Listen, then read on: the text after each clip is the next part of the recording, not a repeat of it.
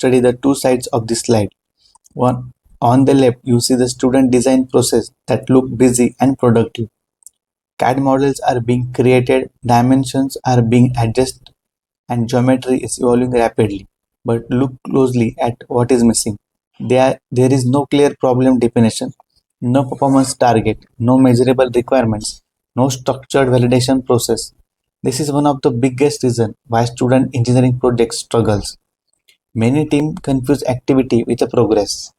Creating CAD model feels productive because something visible is happening. Components appear on the screen, assemblies grow longer, and the projects look like it is moving forward. However, engineering is not about creating geometry. Engineering is about solving problems. Now shift your attention to the right side of the slide. Notice how the professional workflow begins with understanding the problem.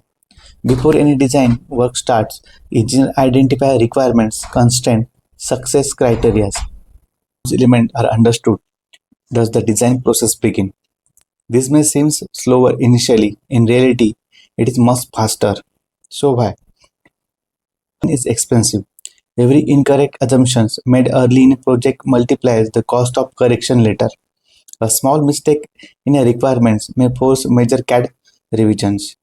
Remember this principle throughout your engineering career. A poor design process can ruin your great idea.